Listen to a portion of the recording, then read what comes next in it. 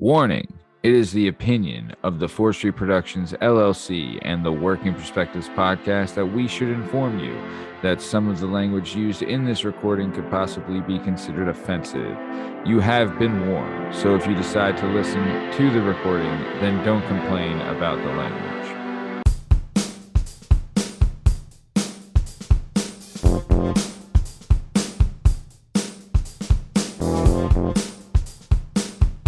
Hi, hello, how are you? Thanks for stopping by. Today we're going to talk to some real people about some real things, living real lives, doing real stuff.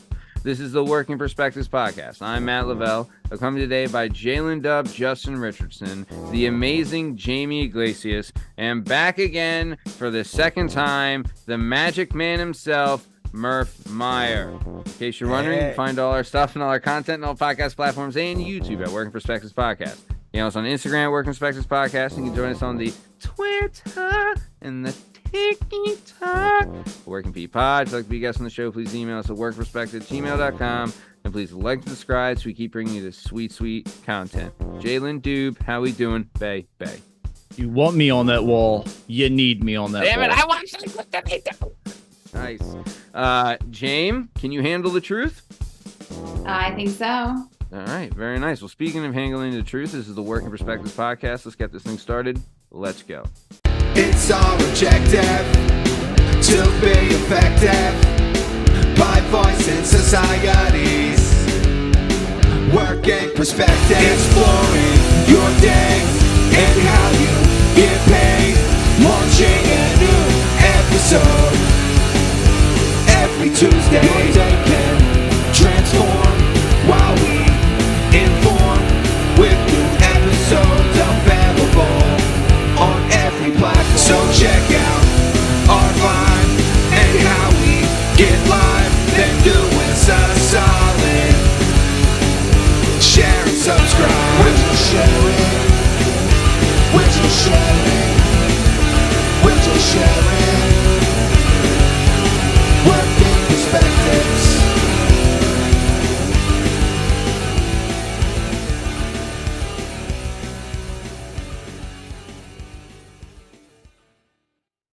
All right. On the show today, we have the host and proprietor of the Weekly Dose, part of the Murf Meyer Self-Medicated podcast. It can be found on all podcast platforms and YouTube at Murf Meyer Self-Medicated, the Weekly Dose. I love this show. Its origination. I love the new Weekly Dose. I love everything about this guy. The last time he was a guest on the Tuesday show, it was the 6th ever episode of the Working Perspectives podcast that aired January 26th of 2021.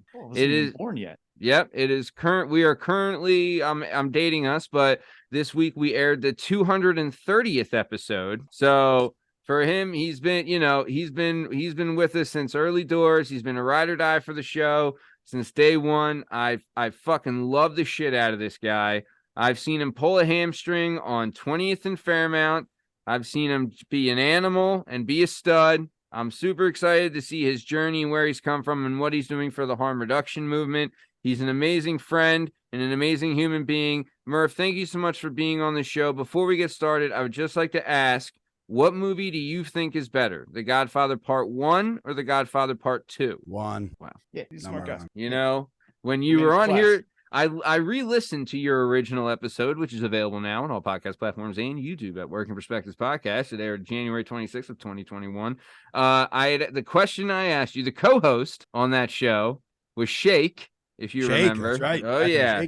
Yeah, sure. You were one of the illustrious. If you were on one of the Shake episodes, that was early doors, baby. Whoa. Yes, it was. Yeah. It was the Wild West. Oh, sure was. We were on Zencaster, no video. It was great. Great stuff. Men were men. Yeah. Women were also men. But the Sheep question, were damn scared. So. yeah, the question I asked you then was, what did you think of, have you seen Bohemian Rhapsody and what do you think of that piece of shit movie? And we just went off on a whole tangent about, I thought you were going to say you asked me about Godfather 1 and 2 and I said 2. I was like, I wonder if I'm trying to, play both sides. I mean, I mean, 2 years, 2021, I was a different person. I mean, I might have said the world was a Wasn't even different born place yet. back then. Are you kidding me? We were so young. Oh my God. We were young. We were naked. It was an incredible time. An incredible time to be alive. Shake was on the show. What about Cheetos, Murph? Crunchy or puffed? Oh man, alive. I'm gonna go crunchy. Damn right you are. You're damn right you are. You want to know why? Because you're an American. You're a goddamn American. And Also, you're a hero. if I'm going Cheetos, like brand Cheetos, if I'm gonna go off, I like Jack's. If you remember, sure, I mean, sure, yeah. I've been poor for a long time. I know Jack's. Jack's for dinner. Oh, Jack's is a time. A bag of Jack's and a pretzel and some gummy bears. It's a good night, baby. You know what I'm saying? You are flying high. Oh man, oh baby. What about pancakes or waffles? Oh, give me some flapjacks, I'd say. You look like you know what? You do have the lumberjack feel going for you, so I automatically assume flapjack. Yeah, at a truck stop flapjacks. Yeah, you're living in the Northwest. You love flannel. You have a beard to die for. I mean, you scream flapjack. You're screaming it. Now, do you ever what are they? What we got? Johnny cakes, flapjacks. What's the regional hotcakes? Hotcakes, or I don't know if that's a different prep, but I don't know. Johnny Cakes is from the gay guy from Sopranos, right? Yes, but was it ever Johnny Cakes before that, or no? That was a Sopranos thing. I don't know. I've never heard of Johnny Cakes before. No, that's a straight. I don't see anybody ordering that with a straight face anywhere. Sure, or a straight, orientation. That's right. No straight people are ordering. Yeah. Okay. Bill Murray or Chevy Chase? Oh man, they're both fucking dick bags in IRL. What? As far as performers, I'm going Bill Murray. What? I didn't know Bill Murray was a dick bag. I've just heard that. He does his surprise things for people and whatnot. I guess all people are like, oh, I was at a urinal at a Cubs game or something, and Bill Murray whispered shit in my ear or whatever whatever his. Yeah, he fucks with people. Yeah. I have friends who are friends of the family, but I won't spill any tea and say any names. Okay. Yeah, just in real life, it's hard to be at the top of your game in Hollywood and be a family person or a real human being. It takes a part of your soul, whatever. So I don't know. But as far as performers, I'm going Bill Murray. Right. Same. I can see that. Plus, too, man, he's been so famous for so long. He's Bill he's Bill fucking Murray. Yeah. A-list, A+. Oh, the A of the A. And then last question: when it comes to eating wing, are you drums or are you flats? Oh boy, I'm drums. I'm bringing it home, baby. Drums all day. Those flats are funky. You start peeling apart. It's like, you really got to get in the tendon. You got to enjoy tendons. I feel I could not agree more. Your friend Benoit Pudkase Burn Podkasy, the bad boy, he's a flats. He's a flat man. He's a flatman. He's a flatman. A lot like the scat. This is the 44th flatman. Yeah, that's why we're always buddies at eating wings. You know what I mean? We know where our lines are drawn. Sit down together. For every one beer, 2 straws. He takes the flats. I take the drums. Dude, I'm telling you, honestly, I really think that's like my wife. Same thing. Me and Pete's a flat, right? And we used to do remember Adobe Cafe, Mitchell Street in Manayunk. They used to have Adobe Cafe, yes. Oh, they used to have a special where you could get a pitcher of Coors Light and a pound of wings for $10. And we used to go in there on football Sundays and just crush wings and beer. It was an incredible time to be alive. But he was a drum he was a flat and I was a drum. And that's how it went. It's like the perfect match. Yeah. Oh, Soulmates, absolutely. So, all right, let's keep it moving. I want to talk about this real quick. Like I said at the top of the show, Murf Meyer, self-medicated on all platforms and YouTube. We have the Weekly Dose podcast.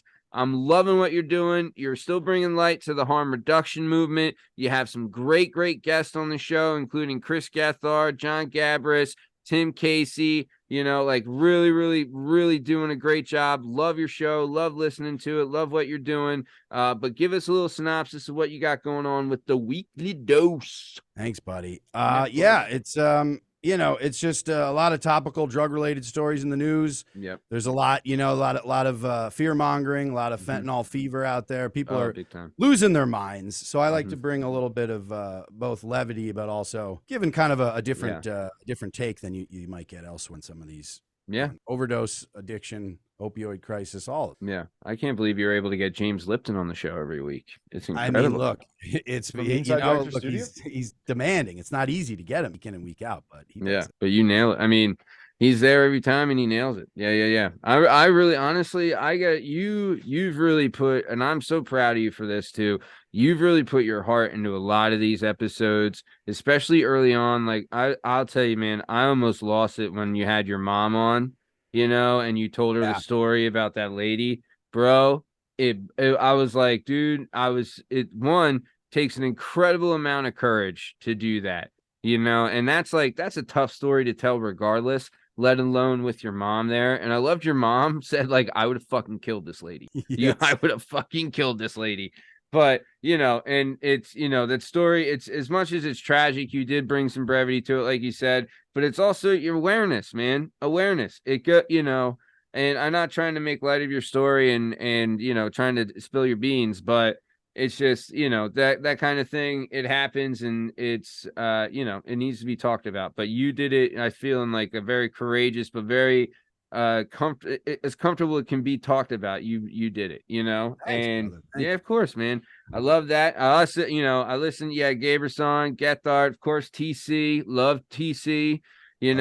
I've been really digging the weekly dose because it's you segment it out really well. I love what you're doing with the segments. You make it quick, it's sharp, it's fun, and you get a lot of topical stuff in there. I think it's a great time. Definitely a great listen. Thanks, brother. I also I do some the throwback for PSAs. There's I dug up there's this treasure trove of like anti-drug PSAs from the 80s and early 90s. Oh my God, I love old PSAs.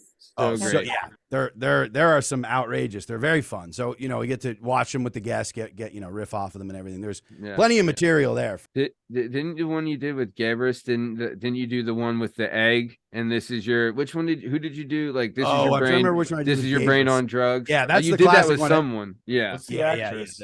The old chick egg. who does it. Shannon Doherty. Shannon Doherty, is that who it is? There was like there was a reboot of that one. They brought that one back. She like freaks out. It's like, this is what does to your family. She smashes all the dishes and stuff. Yeah. That's a banger. That one and they were like, oh, the fried egg wasn't enough. We need a tantrum. People didn't get it. They're like, your brain gets fucked. I'm like, I don't give a shit about my brain. They're like, all right, well then what happens after that? Yeah. It was that one and the inflatable girl one. They were the best. The one where she's like deflated on the couch and the dog's like, "Why don't you play with me anymore?" Oh, like, there's no air inside of me. Leave me alone. I remember that one. That was so great. Wow. Fantastic. Yeah. Murf, what would you say is like, dude, that's a great one. What you wanted to another one you were gonna say too. I interrupted you, but one of the other segments. No, there's some great ones. There's one. I love the call line too. A doctor. The weed ones are always really fun. There's the one with a surgeon. This guy's going over for surgery, and his doctor's like smoking weed in the operating room. That's a very silly. And you're just like, yeah. So don't. If you're a surgeon, don't smoke weed, right? As you're literally in the operating room, standing over the patient, confusing what procedure's being done. I don't know who that's for or what that's supposed to deter people. That's if your doctor's getting high PSA. Yes, that's right. There's a lot of things you wouldn't want your doctor doing, like just right moments before surgery. Yeah, you wouldn't want him doing a lot of other than getting ready to cut you open. Just so you know, your doctors, your teachers, they're getting high and drunk all the time. Yeah. If your surgeon leads in to you and goes, "Hey, 20-1 odds, I can do this left-handed." I go, no, I don't want that. Please don't do that. No, I'd rather not. Yes. Yeah. You're not Larry Bird. I don't need this. You're like, put out that joint and operate with the hand, with But when this is over, me and you go 50-50 on those methadone hits we get. Yay. I would love that. All right, Doc, calm down. Yeah. Hey, Doc, how about a couple extra, perkies here for me? What do you say? Nice. But too, I love too, you have a phone number you can call and people leave you voicemails. Yeah, 443 MK Ultra is the number, is the phone number. So anyone, 443 MK Ultra. And what are you looking for on that voicemail? I've called and left a voicemail. Anything and everything you did, Lavelle. Anything you want. It's generally about drugs and the people who use them, but that can go any direction that you want it to go. So yeah, it's fun. Questions, comments, fill that boy up. Dude, get weird, man. Get weird. Yeah, people just sending bong rips, just like 30 seconds of just bubbling. I'm like, I don't know if these are. I'm like, what is this? Fucking 1996? What's going on here? Have you ever seen people smoke other drugs than weed out of a bong? Yeah, I mean these dabs. I mean, like bong, like, makeshift type bongs, not like the big, like 3 foot. No, like a glass bong, but not weed or not anything THC related. Yeah, I mean, what are you seeing people smoke? Crystal meth out of those things, Justin? Yeah. So one time I walk into this kid's house and he's ripping a bong, and I was like, "Oh, sick! Like, would love to do that." And then my buddy like elbows me. He's like, "No, you don't." I was like, "Why?" He's like, "He's smoking crack," and I was like, "Didn't even know you could smoke crack out of a bong." And there's water in it, and it's a nice bong. Yeah, the water helps it go down, but that you start getting, you fill that whole chamber up, you're gonna be. I was like, "Oh, I don't want to try that bong. This is the first bong I haven't wanted to try. I didn't even know you could smoke crack out of a bong. I've learned so much today already." Murph, have you ever gone down that road, the crack road? Oh yeah, I've smoked plenty. Yeah. Oh, you have? Oh. Yeah, Murph's not out of a bong. Murph categorizes himself as a recovering addict and current alcoholic. Is that right? Yeah, I used to use heroin. The labels are very, very interesting. A lot of people go the sober route, saying I'm completely abstinent of anything I used to use. So that's not really my jam. So I don't really use heroin anymore. I had a rough time with heroin, so I stay away from the opioids in general. But same. I enjoy booze and weed and psychedelics and as you should. Favorite psychedelic?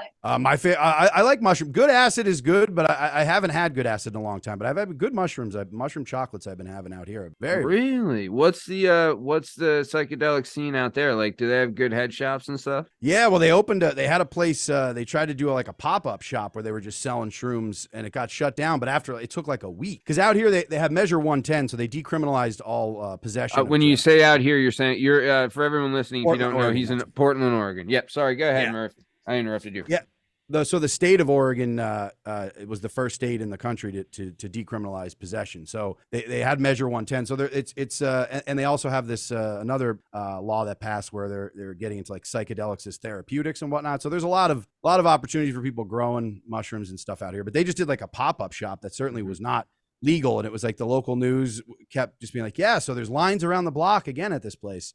And after like a week, they finally shut down. Damn. I love too that like Oregon's experimenting though. You know what I mean? They're like, hey, we're not, it's not like they're doing experimental fentanyl. You know what I mean? Like they're not giving you the hard stuff. They're like, hey, it's mushrooms. You guys know what you're getting into. You got to be, 18 or whatever to buy. Like, they're doing all that shit. Yeah. The big move too that they have to follow up on as well is, of course, it's essential to decriminalize, stop putting people in jail over drugs. But I also think that the other part of this Measure 110 that was great was they took all the cannabis revenue from Oregon and they're using that for like treatment and housing and recovery and stuff for people. So it's also following up on like, we're not going to put you in jail. But also, if your prospects, you might be in a somewhat of a rough situation where it's like to try to get people back on their feet is also the follow up to not putting them in jail. So I think it's the 1-2 that show the rest of the country a little bit of a model. Were you the one? Someone said a stat, and I think it was Portugal that went. It was you. Okay, yeah. Murph, you know about this? How Portugal is okay? They decriminalize, nationally, and all their it was. And they took a lot of the money from, they just basically shifted those funds from. They did 50-50 work employment for recovering addicts so that you're like, hey, you hire this crackhead and we'll cover half of his salary. So it's incentive. The fuck up. It's incentive for the employer to be like, yeah, I'll give this guy a second chance and we'll cover it for you. Out of that program, over 80% of those people stayed employed. It's an 80% success rate. That's just with the employment. The statistic of the people. So they not only had safe injection sites there, they also gave you the heroin, no charge. You just walked in, you're like, I need my shot, give it to me. And they're like, cool.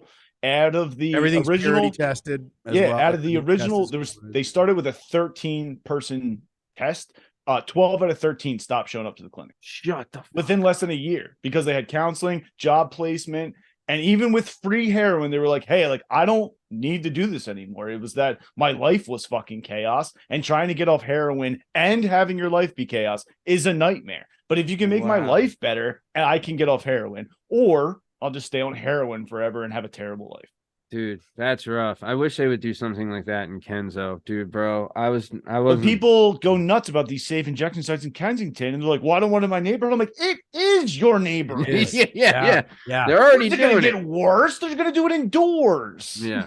And they're going to make it clean so not everyone's dying everywhere. And people take both. And look, however you feel about it, whatever. There are bad sides to every good intention. So for every, people who are like, the safe injection sites are good, and they're like, well, they're just giving out free needles. And I'm like, you can make a case for free needles, while disgusting and may you find repulsive, saves you so much money on ambulances, hospitals, ER visits. The reason Hahnemann doesn't exist in Philadelphia is because they used to send all of their overdoses there. Yes. Yep. What is this place? True. What doesn't Hahnemann exist? Hospital used to be in Center City. It closed down because their ER sucked all of the money out of the hospital. And now currently, like, there are a few hospitals that have second sites, basically. Like, you could go to Temple Hospital, but if you are going for like an OD, they send you to Episcopal campus over on Lehigh, because it's just for ODs. It's just for, they have a whole floor of ODs and heroin addicts because they suck the life out of the ER department. Jesus Christ.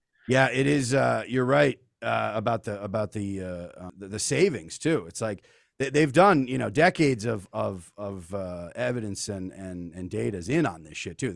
It might feel like a new concept to people. You might philosophically have to catch some people up. The NIMBY crowd is always going to be tough, but like just people in general, I think the idea of it. But in terms of like seeing it play out in real life, it's like, yeah, it actually saves money for public funding. It's like it's people saying it raises crime and all this other shit. It's like none of that stuff is backed up. Yeah. We've seen it there before. It's just changing hearts. It's this attitude of like, well, go down there and hit them, and maybe they'll stop doing it. And I'm like, that's not how any of this works. Like, you can't just beat the shit out of them every day and lock them up, because you can either flood the hospitals or you can flood the jails and like the policing system. Jail's more expensive. Exactly. It all ends up costing somebody money. So you're like, you have to solve the problem. And the problem is getting high is fucking dope, yo. It's so fun. Oh, it's the best. It's the best. There's a reason, especially when your life sucks, it gets even better, yo. Oh, it's awesome. Yep. It's awesome. When that's the bright spot of every day, it's like, that's yeah.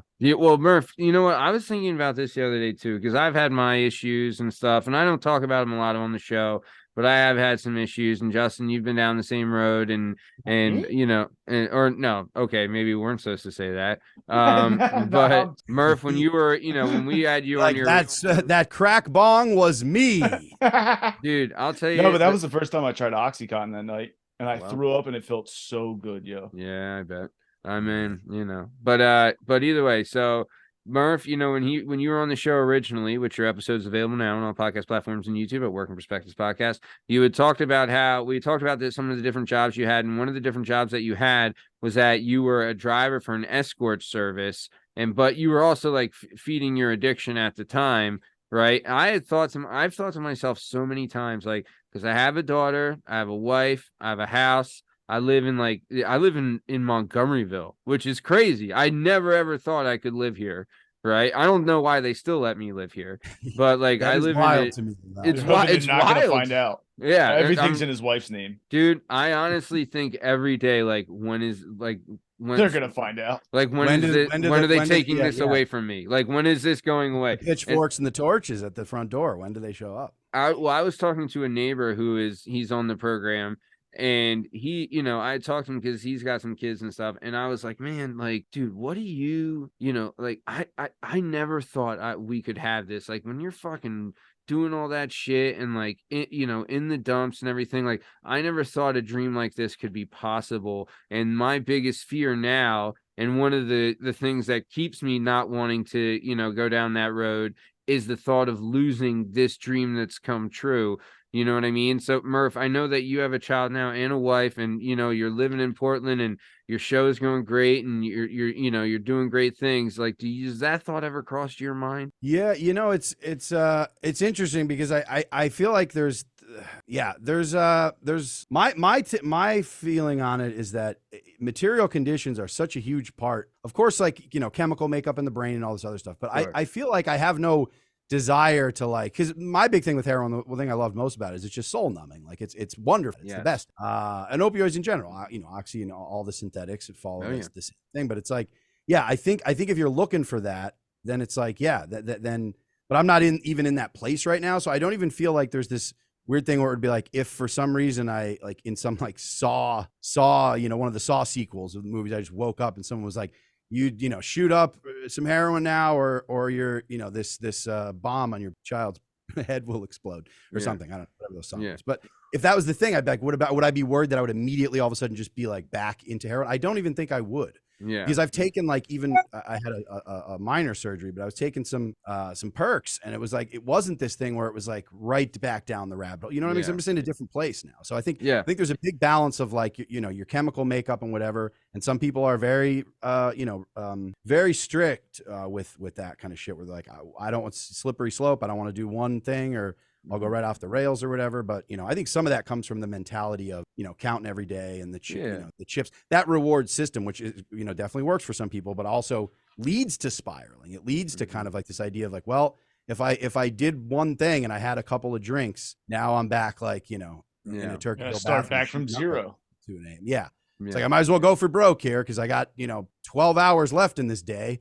And if I'm not going to be, if it's a day lost, it's like I've heard, I know people who've gone through that, and I think that's I think a very destructive potentially. But just to answer your question, no, I don't ever really feel like my drug use is certainly not chaotic or like harmful. It's more exploratory. Yeah. Well, I remember too, like for me, a lot of it was like I was just at the job I was at. I was in so much pain, like and like just not.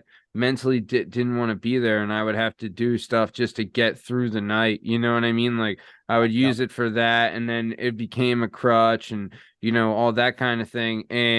But now it's like if you build your world around you as such where you don't need these type of things, right? Like you don't have you're not killing yourself at your job physically and emotionally, and you're not looking to party or get with girls or whatever, you know what I mean? Like you don't need that stuff anymore. Then you don't need the catalyst or the confidence that, the false confidence or whatever that provides to do that.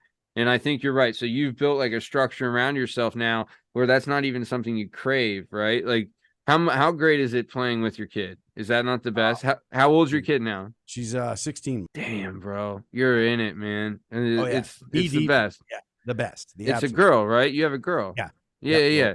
Dude, the best thing, honestly, I remember when, like, coming up, I would always say, like, oh, when my son is this and our sons and all that, dude, I wouldn't fuck. Give me back my son, all the son. Yeah, but now, dude, honestly, I wouldn't. What's that from? Fuck sons, man. I love Mel Gibson. Yeah. Ransom, maybe. Ransom. My son. Yeah. No, I love having a daughter. It's honestly, I feel like for a daughter, I can love my daughter more than I would be able to love my son, I think. I would consider having children if you could guarantee me a daughter. Because I will tell you right now, if I have a son, I'll beat the shit out of it. Dude, that's all I ever think. I was like, if I had a son, I would just beat the fuck out of this little thing. I don't even know what else to do. I feel like I was just how I was raised. I was like, you gotta hit it. You have to. You gotta hit it. And you can't. I have a girl dog. No shit. I have a girl dog. Never put a hand on her. I barely even raised she's actually made me come down from being such a psychopath that I was, screaming in the house all the time like a lunatic, because she's a rescue dog and she's a girl, but like even vice versa, like even like a male dog, I feel like I'm like grab it by the scruff and tell what to do. Yeah. For sure. There's definitely a pack mentality there. I don't want I wanted nothing to do with sons. I was excited. Oh, a girl. I was a fucking nightmare as a son. But what are you gonna do? But okay, let's keep it moving. I want to move on to everyone's new favorite segment. It's J-Dub's questions, asking some questions. J-Dub's questions, new favorite segment. J-Dub's questions segment. Murf here. Justin's gonna ask you some questions. You're gonna give some answers. It's gonna be a lot of fun, and we're gonna have a little surprise at the end, right, J-Mo? Yeah. All right, J-Dub, take it away. From James Lipton himself. What's your favorite word? And what's your least favorite word? Whoop! Say my least favorite. Poop. My favorite. Fucking hate it. My favorite word is probably horse shit. Nice. Love it. I'm gonna go shit. I'm gonna go cunt. I fucking love cunt. Cunt is the best. Nothing beats cunt. Nothing beats cunt. Cunt carries a weight here in the States. Oh, cunt's great. Fucking love cunt. You miserable cunt. Like, come on. But yeah, poop's the worst word there is. So Go ahead, Murph. What's your word you hate most? Least favorite is probably you know, you get these these combination words that come up. I'm trying to think of like an example. Like Benifer. Well, Benifer is, you know, I mean, Benifer, give the power couple. But yeah, but kind of like, but some that become so popular that they make their way. I'm trying to think of like, I don't know. I'm trying to think of an example. You know what I hated too? I hated when people would like, I hated people quoting the movie Napoleon Dynamite. I fucking hated when people say, like, you know, yeah. Yeah, my wife was YOLO. Oh, my wife. YOLO's like, yes, things like that. There's like one a year. I guess it's changing. Every year it's a different thing where I'm kind of like selfie is one of them, right? Because wasn't it like a self photo? You called it a selfie, right? Like, I don't know. Grind is like people like grind culture, like the rise and grind. Gotta hustle and grind. Grind. Yeah. We pledge allegiance to the grind on this show. Yeah. Yep. What are you doing? This kid posted 2:32 in the morning. What the fuck are you doing at 2:32 in the morning? Motherfucker, you gotta get up. You gotta get after it, pal.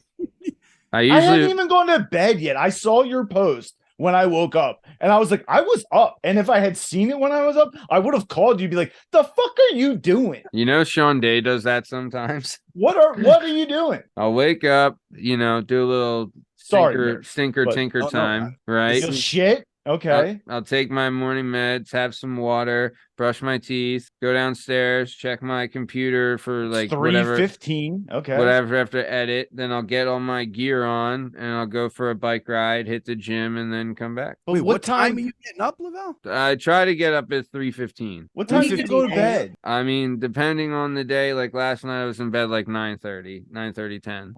You're not getting enough sleep. I'm not, but you know, hey man. What's that? What is that, 6 hours? Yeah, on a good night. On a good night. You're making it till Carson. Dude, like that's like you know, like when we record the Poppin', there's been so many times on the Poppin' where I'm just like, if you listen to the Poppin' and you don't hear me talk for a while, I fell asleep. There's been so many times because like we start recording at 8:30 and I'm like, God, I want to go to bed. You know, like I'm fucking tired. You know, but like today, like I had to be in the office today. So I got up like 3:15, did all my stuff, got all my shit ready, had to pack my car with like my gear. Then I go to the gym, then I work out, then like you shower and change into your office clothes, and I'm in the office at 7. Dude, I wake up 8 minutes before I have to leave the house. I mean, dude, I'll tell you, honestly, I spent 6 of those minutes wondering what I should do with myself because I woke up too early. Honestly, dude, I mean, you know, don't get it twisted. There's some days I fucking don't have anything in the engine and I just sleep in, you know, like there is that time. But sleep in till like 4:30. No, like 7:30. You know what I mean? But dude, like, I have a kid too. Your kid fucking wakes you up, bro. Like, that is true. You know, my thing has just been not sleeping because I was always wired. I worked third shift for a long time. I've always been more of a night owl. I think the idea of getting up early, it feels like you're getting a jump on the day, getting shit done before everyone else. I always feel like that at night, though. I like to be like, oh, I'm the owl at night who's getting shit done. I used to feel that way too. Yeah. I used to work third shift and I used to be like, how do you not be a drug addict on third? It's built for it. It's impossible. It's maybe you get done your shift, drug dealers just waking up. You're like, I'm gonna get brekkie, I'm gonna grab, and then I'm gonna stay up all day and not go to sleep. Yeah, because you don't really say that idea of like, oh, you'll just switch the thing. It's like, no, the body will not allow for it'll try to adapt, but it is so tough not seeing the sun for months. You know what I mean? Like that is tough. But nuts. Yeah, nice. Okay, Justin, keep going with your next question. Where did we leave? I think we only got through one. Have you broken any bones? I broke a finger and I broke Which one? This one right here, Justin, right there. Oh, I broke these ones. This ring, like the tip of it. I don't even know if it was. I guess I didn't get a diagnosis, bro. It cracked and it was painful for like a while. The worst. And then my nose. Yeah, I'm pretty sure you're gonna have an actual answer for this. Have you been in the back of a cop car? Yeah. Okay. Yeah. Got arrested. Yeah. Finally. You're not stealing stuff anymore, though, are you? No. What's the last thing you stole? Or what's the biggest thing you stole, Murph? Because did you ever do like to steal something, pawn it, get some money, buy some? Oh God, yeah. Oh Lord. With my folks, you were talking before about it when I had my mom on the podcast, talking through a lot of that stuff. That was kind of painful for the whole family. But my folks, my dad worked like 3 jobs. My mom worked, had both parents at home, which is good. But, working class, not a lot of money, never had a computer until I was out of the house. And when I was like 19, they got a computer, a Dell desktop thing, pawned it. I stole that. My mom's wedding ring was stolen and pawned. These are personal things because I were you able to get the ring back? No, it was. Wasn't that? Didn't she say too that was like a grandmom's ring too? Was that like a handed down? Yeah, it wasn't even necessarily like anything too. It was just, but that was rough. Damn, sorry to bring it up, Murf. No, dude, no, it's fine. We've talked through it. Yeah, and I think a lot of this shit is like that's just what the restorative aspect of it is. It's like you don't owe anybody else anything other than the people that you love and that you care about. So that's like really. Now, as far as like robbed banks, I've done some armed robbery stuff towards the later stages of my drug use, which is, I don't give a shit about. Back in the day.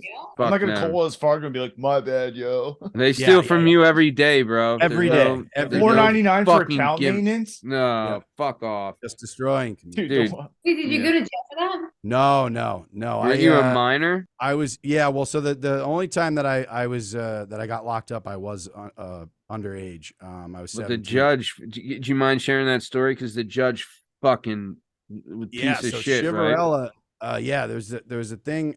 So this didn't start until after when I was a senior in high school. I went in front of this dude. It was a criminal trespass situation, and then I failed a drug test. I was on probation. I failed, came up with a hot piss and got locked up. But then like less than a year after I was in front of this dude, he started this Kids for Cash scandal, which a lot of people eventually heard about. So Chivarella and Conahan were the 2 judges. So I went in front of Chivarella. Yeah. And he was a hard ass then. Like he ran on like, he was, an elected big time reform, right? So he was big on like, no, I was not traded for cash. No, I was I was traded for a fucking case of beer. No, that was before he was doing that. The for-profit, I just got sent to the county juvenile facility, but they were building, while that was happening, they were building a private juvenile detention center where the whole plan was in the works to be like, you just got to fill this place up. You got to fill these beds. So he got even more aggressive. He was always a hard ass, but like there's old campaign commercials that I've dug up on him where he was just like, if you're a juvenile and you break the law, you will go to jail. So he was always a hard ass, so it didn't really seem like that much of a stretch. But then he just started going like throwing people extra.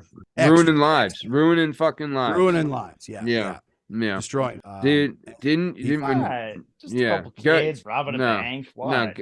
Go ahead, Murf. What were you gonna say? Well, just listening to him afterwards too, like he just will never, like him trying to rationalize this in some way, where it's like this was like a little kickbacks, like this was old school direct money, like they followed the money. It was like, no, someone was like, you put these kids in here and we will just funnel money into your bank. Yeah. Millions. So that was my only experience with being locked up. But I've had other scrapes with the law. One of the things I loved so you were the announcer, I guess would be, or host. You weren't the host, but you were the announcer on the Chris Gethard show, right? Was that your title? And I loved how like Ed McMahon on the old Tonight Show. Yeah. Here's the Tonight. We got these guests, and we're doing it. Yeah, Chris and like Higgins on the Tonight Show now. Yeah. That's right. Go ahead, Justin. What were you gonna say? Chris Gethard had that special where he talks about when he was gonna kill himself. Is that Chris Gethard? Career suicide? Yeah. Dude, I fucking love that special. Oh yeah, I don't know much about him, but I randomly watched that one night and I fucking love it. Dude, look up the Chris Gethard show. Fantastic. Murf was great. I love to he would go to you show? A lot. Murf fucking was the show. Yeah. Murf was right. Like one of the things that Gethard would kick to you, I think, when he was in trouble, because he knew you had the one-liners.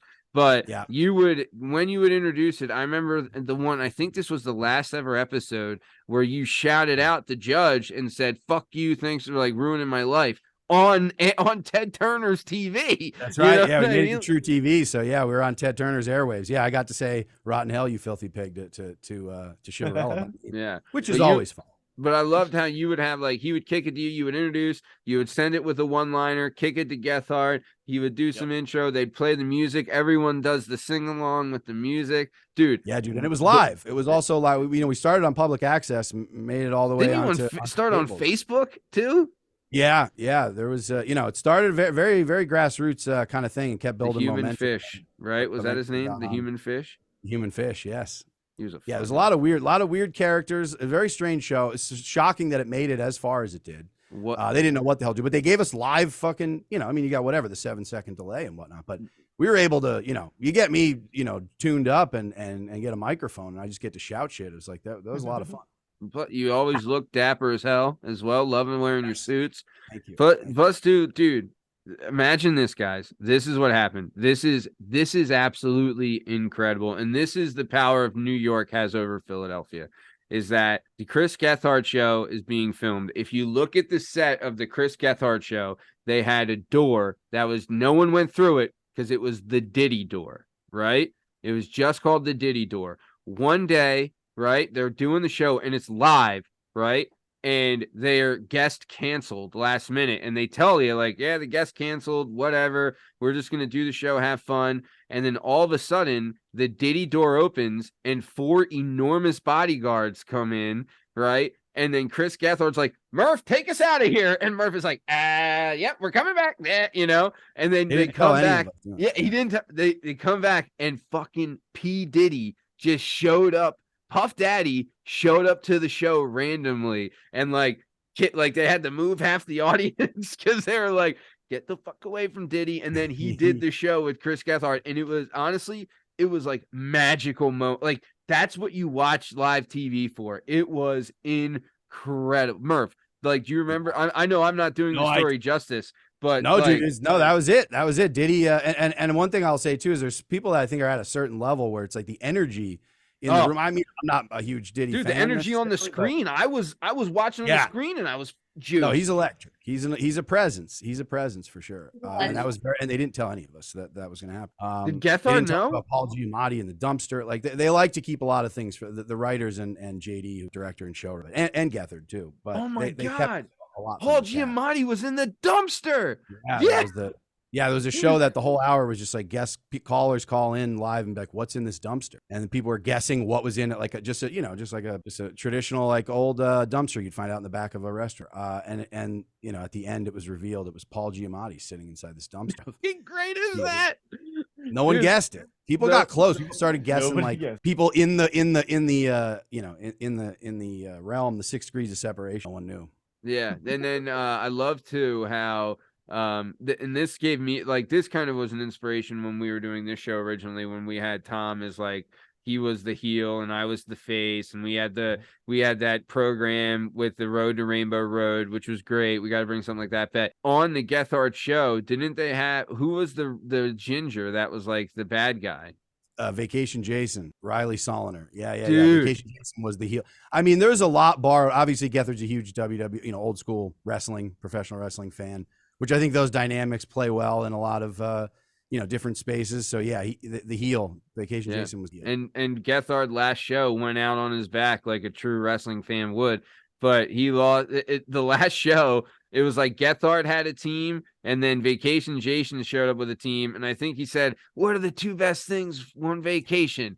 Pineapple and ham." John Hamm, and then John Hamm came in a out in a sumo costume. Oh, it was great. I got to do my like Gorilla Monsoon. So I was the announcer for that wrestling. Yeah, which was just bedlam. It was like a pay-per-view kind of event. But so I got to do my like, I have the audacity of John Hamm in a goddamn sumo costume. I got to go really up and away for that. Man, that's so much fun. That is so great. But dude, and you've talked about Gethard on your, like when you had him on your show was awesome, but you've talked about like the Gethard experiences. Like it's so many people, like I'll tell you, I haven't been in the realm like you have as far as like creative collaboration, but everyone thinks like creative collaboration is always a time. Not the case. You need people that you can gel with and that you can get along with. Like me and Tom get along, but we are like fucking cats and dogs when it comes with creative collaboration. Like we just fight nonstop. You know what I mean?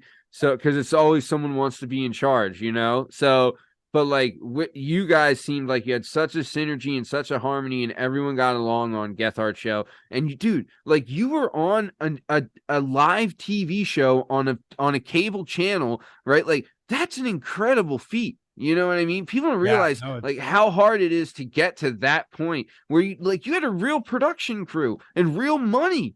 Like that's incredible. Oh, like what was that experience like?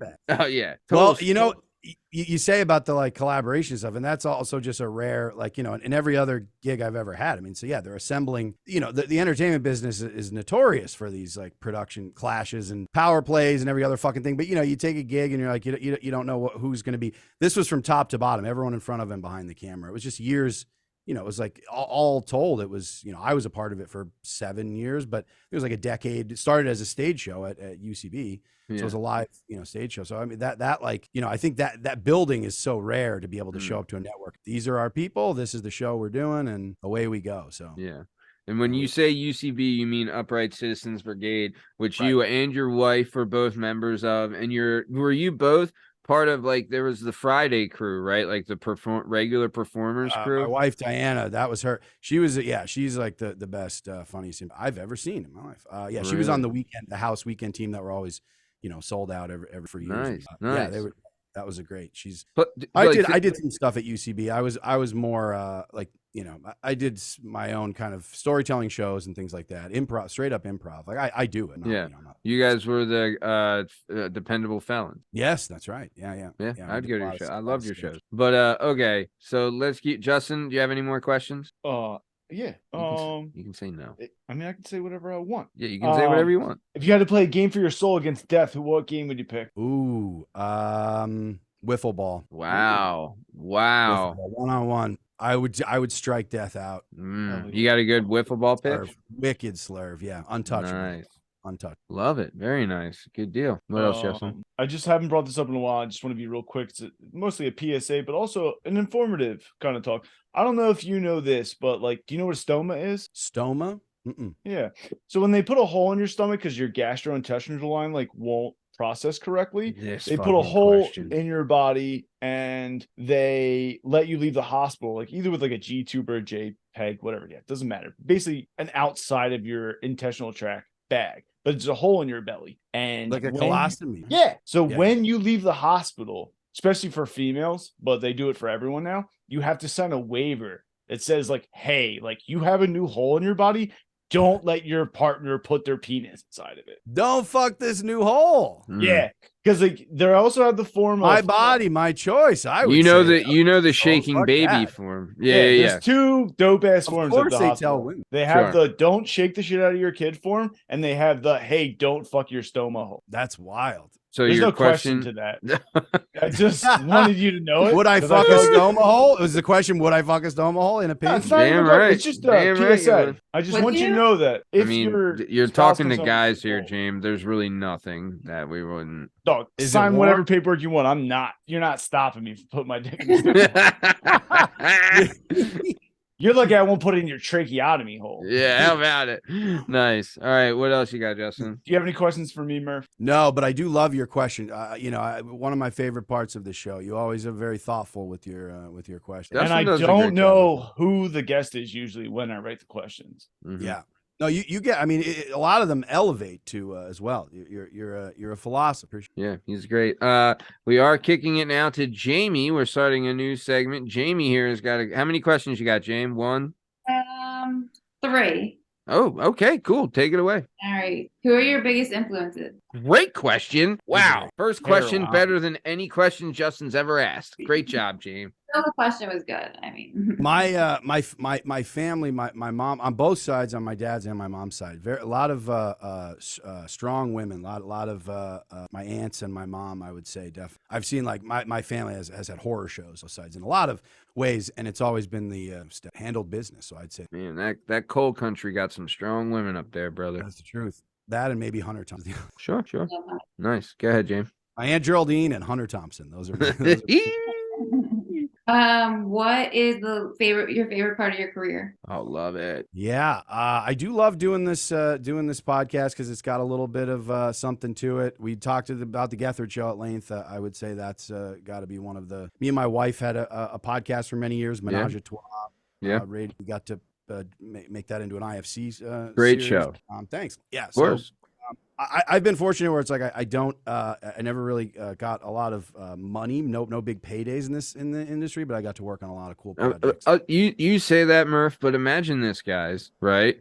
Murf lived in New York for 10 years and didn't have he was able to survive on his acting and performing work, right? Yeah, you make So like to be able to Yeah, survive in New York for 10 years by just performing and acting and doing that, like you didn't, like, you know, I remember when we had you on the show the first time, you had worked at a bar and you had stopped it and for 10 years, you know, like, and you you know, like that's you don't pat yourself on the back enough for that, man. That is an incredible feat. To live in New York for a year just performing and being able to afford it is an incredible feat, let alone 10 years, man. So you should be very proud of yourself for that. Thanks, man. Of course. Go ahead, James. What is the least favorite part of your career? Ooh. Well, what's funny is the flip side of that is I'd say that probably the most profitable, the commercial work, the commercial voiceover stuff pays really well, but it nips at the soul. It's not the most. James, close your eyes, open your ears. Murf, can you do the Verizon real quick? Yeah. Right now at Verizon, we're offering unlimited talk and text. 10 gigs of shareable data. 10 gigantic gigs. Right now, only at Verizon. That's him. Yeah, I was the voice of Verizon for a while, and that telecom blood money. And it was a very those commercial gigs are very union jobs, voiceover. Yeah, that was something I did. Do you still have a SAG card, or does that expire? Yeah, no. Well, if you don't pay your dues, no. But I've been in SAG going on 8 years, I guess. Yeah, I'm still in. You get to vote on the Screen Actors Guild Awards? Sure. You get to vote. Damn. Yeah. The commercials contract was a rough. SAG's an interest. Yeah. He's done video games too. It's been I just heard somebody sent me there's this a Batman video game. They just take forever to do these. I did the Rockstar games, Red Dead Redemption. But like these open world games, I'll do like a bunch of different voices, and people are all of a sudden like, "Oh yeah, I'm out here fighting some Batman Arkham, I don't know, or Batman's Dead, some video game Batman." Yeah. People were like, "Yeah, I'm in an open world. I'm fighting these characters called freaks," and I was like, "Oh yes, I voiced it." That was like 3 years ago that I did that. I'm finally out, and people are just like, "I'm just like, hey, come on, Batgirl, let's wrestle or whatever." Oh, that's great. I love that. Yeah, you did that in you play the character I saw in Red Dead Redemption 2. There's like a mission you can do on the live version where you play a guard at a lumber yard. That's right. And it's a mustachioed guard. I felt like they stole my fucking entire with the motion cap and everything. I was like, this guy is me. This is they typecasted you for sure. Yeah, but nice. James, great questions. You got any other ones? Or are you good? That was it. Awesome. Great job. Honestly, that is better questions than Justin has ever asked. You did a great job. Goddamn lie. Yeah. So, wait, Justin, are you slowly being phased out here? Is that what's happening? Yeah, I guess I'm not necessary, I'm just not, needed. It's fine. I can never live without Justin, and he knows it. All right. I'll never ask this to him a question. Whatever. I'll be on Murf's show. Yo, what's up, Murf? What are you doing? What day of the week you film your show? Every day. Every day. Any day. Yeah. Do you find it more creatively fulfilling? Like, I know you were on like group projects and stuff, and you filmed like the baseball video you did when you tried out, like that was great. But do you find it more creatively fulfilling, like doing like your own project, like the podcast? I think because of the material is so personal, I prefer the collaboration. But I think for the self-medicated stuff, which I still definitely collaborate on. Diana, my wife's an amazing designer, and just so she does all that stuff. But didn't also she do your logo too? Yeah, she does. Yeah, incredible. She does all, she's done that. Mm-hmm. But you also really outkicked your coverage there, pal. Big time. Don't I? Yeah, that. So like there's parts that I do like just being able to be like, fuck it, I see this thing, I want to do this. I mean, I'm sure you have this with this show. You touch base with other people, being like, what is this working? We're gonna try something new, but sometimes you just like to be like, fuck it, I'm gonna just do this, and there's something to that. Yeah, especially when it's something that. Yeah, no, you're 100% right. We actually booked something today that we're gonna record in the summer, and it's gonna be us. It's gonna be a live recording we're gonna do, and we booked it today. So you get like jazz for that. You do need that because like, and I think Murf, you know this, and Justin, you've probably experienced this because of how long you've been on the show. But there is times where like I'm always up for like the recording, knock on wood. Like I'm never like, oh, we got to record. Like, like I always kind of like I still like the recording process and everything like that. And it's still fun.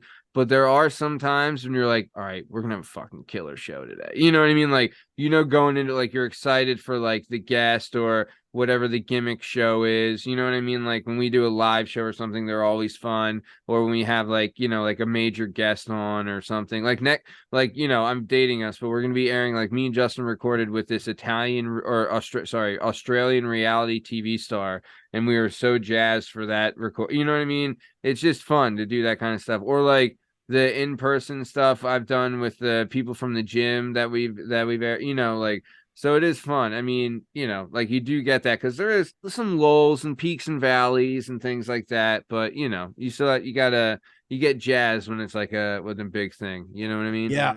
I also like just chatting with people. I mean, I enjoy ranting and raving and whatnot, but I'm like, I always prefer being able to connect with. So even with this, virtually, even if it's just that, it's yeah. I got excited when I found out you were the guest. Yeah, you like logged on. I was like, is he the guest? I was like, oh, sick. Yeah, no, this was was the reveal. Not quite the Diddy door. I wouldn't say. I only ever see the email, so it's like me, Matt, Jamie, which I know their emails, and then it'll be like the guest's email. But I'm like, is that a guy? Is that a girl? I have no idea I mean, Justin, I send you a meeting invite for every recording. And it says the name of the person. How do you feel about working with these clowns? What is? Yeah, James, pure clown. What do you think so far? Yeah, I love it. It's so much fun. It is nice. It is nice yanking the creative string. What were you gonna say, James? I said it gets me out of the house. I don't have much of a social life anymore, so yeah, I hear that.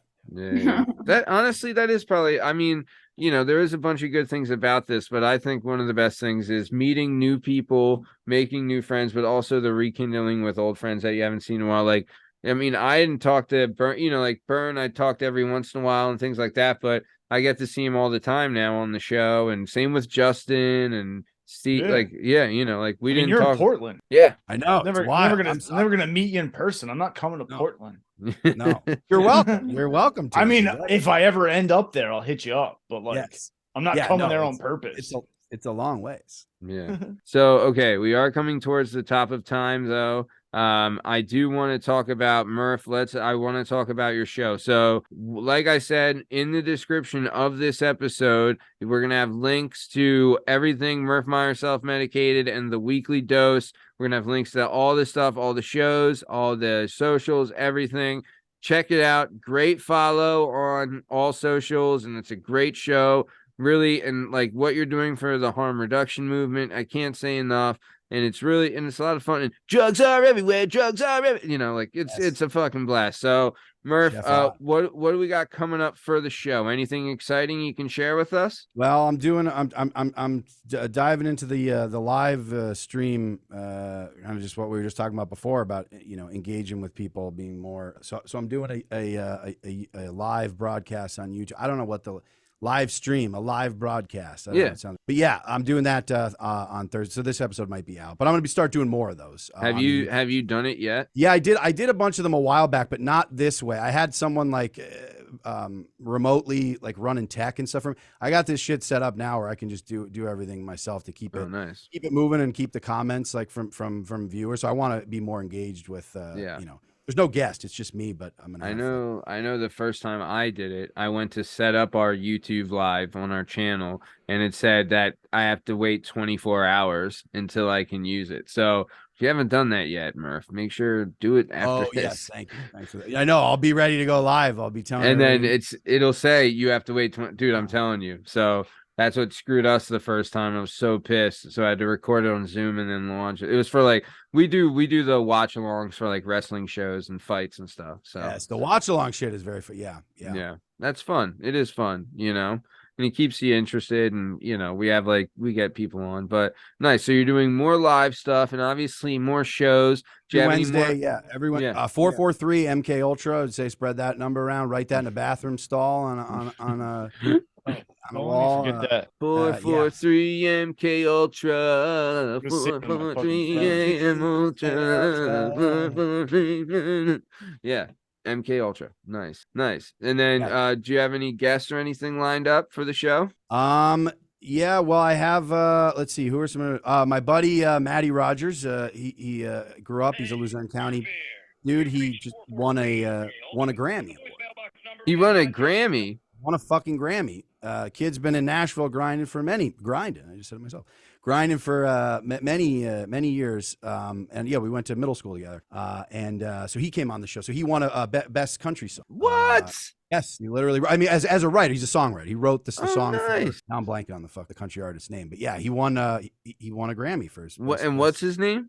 Matt Rogers is his name. Nice. So he came on. Roy? No, not a Roy relation. I don't think. Sorry, I'm just joking. Okay, so yeah, yeah. So is he a comedian? No, he's a songwriter, singer-songwriter. Okay. He's staff now for Sony, but he writes songs and they pitch him to like different country artists and whatever. And so he's been in Nashville. Nashville's like that's the spot. That's the like New York down in Nashville. So he's he's been at it for a long time, but he just won a dude, Nashville is like it's the huge come up. It's so big, dude. Listen to this. These are some of the songs written by Matt Rogers. The Long Way by Brett Eldridge. Till You Can't by Cody Johnson. Freedom Was a Highway by Jimmy Allen and Brad Paisley. We Went by Randy Houser. Treasure by Cody Johnson. Hell on a Highway by Justin Moore. Young Man by Rodney Atkins. Right, like this guy's put out hit after hit after hit. Like I'm not a country music's not my jam, but for people who know, I understand that was just a lot of popular artists. Yeah. No, Until You Can't, I think is the one that I think he just won a Grammy. Dude, that's great, man. I'd love to see a local Cole County guy having some success, man. Yeah, no, we cut it up. We watched a bunch of old like Spuds McKenzie commercials and fucking made fun of him and stuff. So we had a fun episode. So that'll be coming up. Nice. And like you said, every Wednesday. Every Wednesday, yep. On all podcast platforms. Wherever you get podcasts on YouTube, the YouTube channel is at Self Medicated. And I'm putting all the full episodes and like video clips and shit up there. My James Lipton. Nice, love it. No, I loved catching your clips, catching the show, man. I love the show. I love everything you do, brother. You too, brother. Hey, right back at you, man. We are coming towards the top of time, though. Murf, this, me, Jamie, and Justin, we're usually on the same page with this, but we would absolutely love to have you back on the show again if you'd be willing to come back. Absolutely. Yes. Love it. I love all the time we have on the show. But we are coming to the top of time, Murphs. Like I said, anything you want to say to the Murphamaniacs before we get out of here? No, just, if the hospital tells you not to fuck a hole, you tell them it's your hole. It's your own business. If you get a new hole, you can do whatever you want with it. We're pro-hole. Pro-hole. Your body, your hole is your choice. Your body, your hole, we're pro-choice, pro-hole choice. That's right. Love it. Nice. James, coming in, what do you got before we get out of here? I'm definitely going to check out the podcast, The Weekly Dose. Yep. Do it. Thanks, buddy. You're going to love it. Nice. Jalen Dove, anything you want to say to all the hole fuckers out there? They make you sign that form because they don't want you to have a good time. The government's not your friend. Put your dick in that stoma hole. Amen. Well, they're gonna be like, "Don't do it." Yeah. Do it. Yeah. Listen to Murph show. Put your dick in stoma holes. Yeah. You're gonna have a good time. Yeah. Well, speaking of putting your dick in stoma holes, this has been another episode of the Working Perspectives podcast. I'm Matt Lavelle, coming today by Jalen Dub, Justin Richardson, the amazing Jamie Iglesias, and our guest today is the incredible, the amazing, the madman that is Murf Meyer. In case you're wondering, you can find all our stuff and all our content on podcast platforms and YouTube at Working Perspectives Podcast. You can also on Instagram at Working Perspectives Podcast. You can join us on the Twitter and the TikTok at Working P Pod. If you'd like to be a guest on the show, please email us at workingperspectives@gmail.com. And please like and subscribe so we keep bringing you this sweet, sweet content. Thanks for listening. Stick around for the ad read. Thanks. See ya.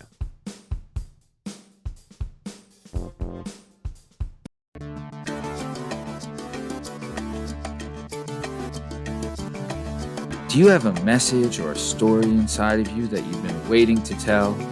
Have you always dreamed of writing a book, but are intimidated by the complexities of the book publishing world? Perhaps you want to use a book to launch your public speaking or consulting career. If so, please reach out to Scott & Bell Publishing, located right here in beautiful Philadelphia, Pennsylvania. Scott & Bell Publishing handle all genres and authors with all experience levels. Scott & Bell Publishing gives authors 100% creative freedom and a higher royalty split. They can be found at www.skotbll.com. www.scottsbell.com. That's www.S as in Sam, K as in Kite, O as in October, T as in Tom, B as in Boy, E as in Edward, L as in Larry, L as in Larry.com. That's Scott and Bell Publishing, where the authors go.